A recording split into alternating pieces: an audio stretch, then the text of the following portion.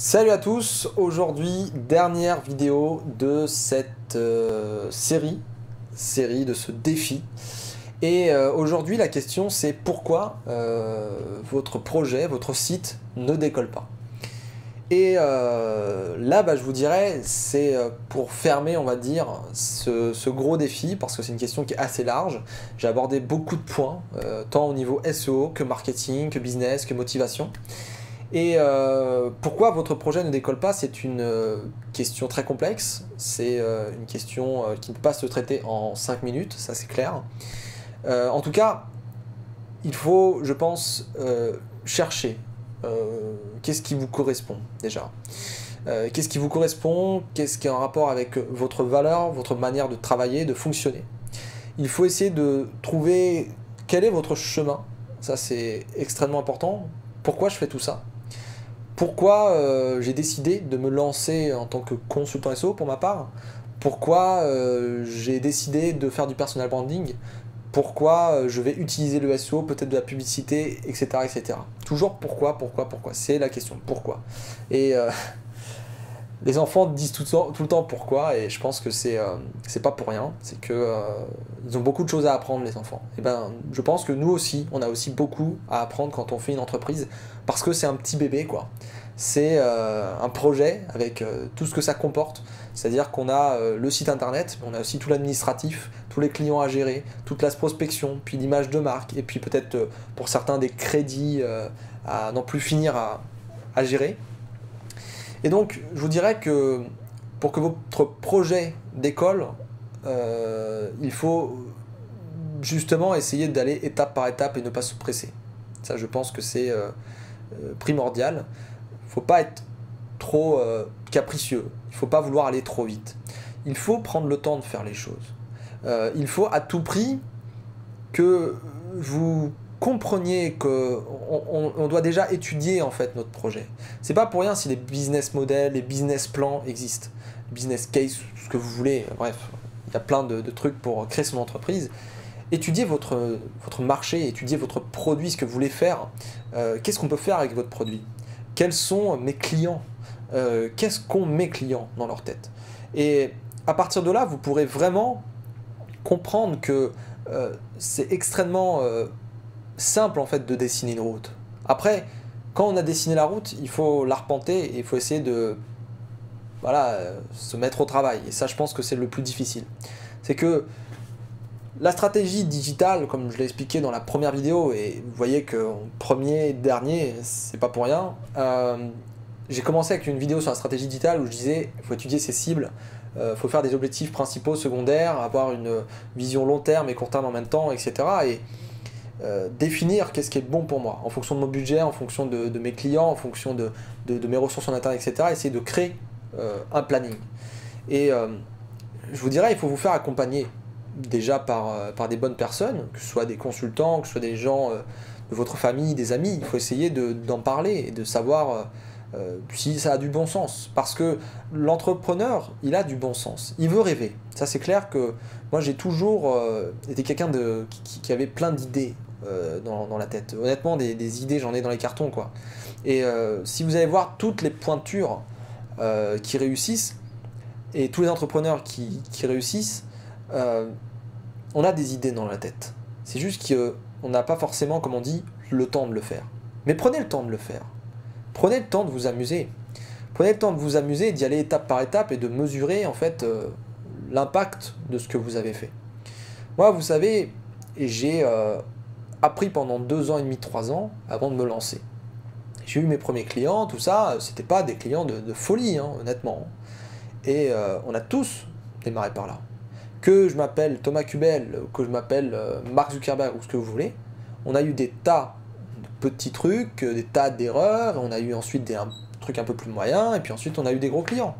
Moi aujourd'hui j'ai la chance d'être un minimum reconnu dans la communauté, j'ai la chance de travailler avec des propriétaires de sites de petites, moyennes, grandes entreprises, de sous-traiter dans des agences, de même perfectionner des SEO qui sont en demande et qui veulent mon avis, parce que ils estiment que je suis bon et que j'ai beaucoup plus d'expérience et de connaissances. Et moi, je trouve ça super. Je trouve ça vraiment super. Maintenant, à l'instant T, moi j'ai encore d'autres rêves derrière. J'aimerais faire de la formation, j'aimerais, je sais pas moi, faire du guide SEO toute la journée et puis vous partager tout mon savoir comme font certains ricains sur leur blog marketing.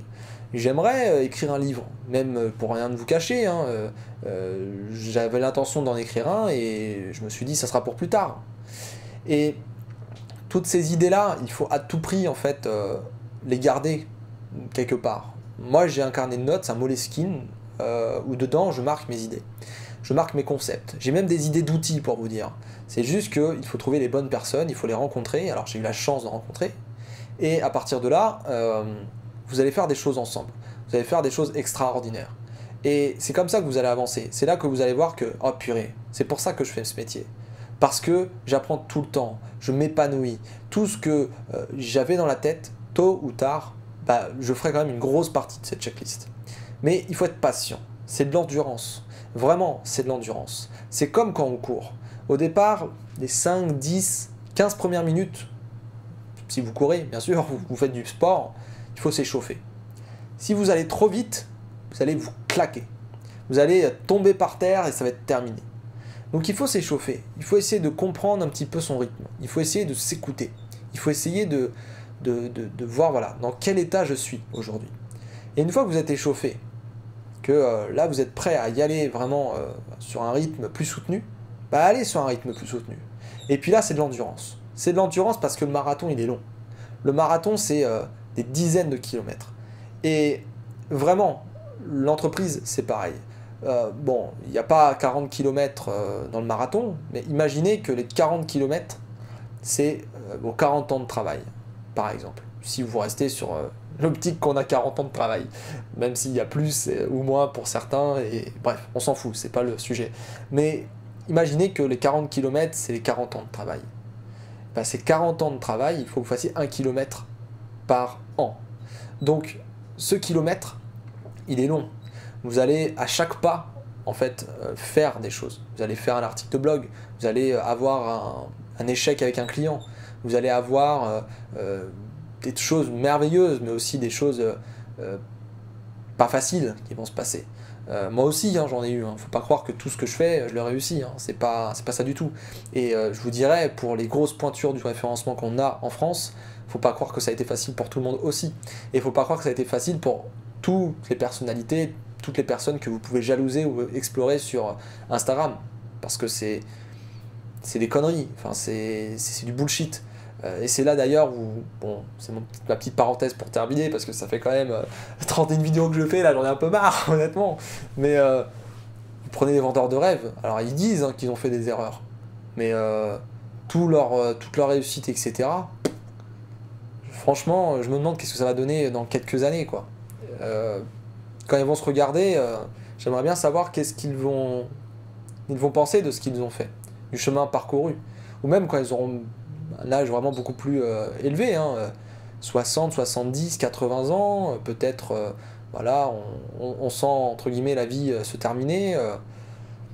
Est-ce qu'on se dit, putain, j'ai des années que je vais regretter, quoi. C'est particulier, on peut pas le savoir. Sur le moment, on se dit, bon, voilà, je me fais de la thune, c'est cool, et puis voilà, c'est ma philosophie. Mais putain, il y a quand même un paquet de conneries qui sont derrière, quoi. Et restez vous-même et essayez de tout le temps en fait d'être fier de ce que vous êtes, de ce que vous faites, de vos idées. Prenez les avis des autres, essayez de vous construire avec ces avis, mais encore une fois, c'est vous qui avez la réponse au fond de vous, et c'est vous qui menez le bateau. Et je finirai sur ça, parce que je la cite souvent cette phrase, mais Pierre Amelot, vraiment, chapeau, parce qu'elle est vraiment très très bien. C'est que vous dirigez un bateau, et sur ce bateau, vous avez tout un équipage. Vous êtes le capitaine. Et vous avez quelqu'un qui sait où est la Terre, par exemple pour le référencement naturel. Et il sait que c'est par là qu'on va.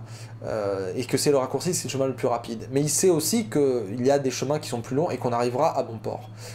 Maintenant, c'est à vous de prendre la décision, de dire au matelot qui tient la barre, va là-bas.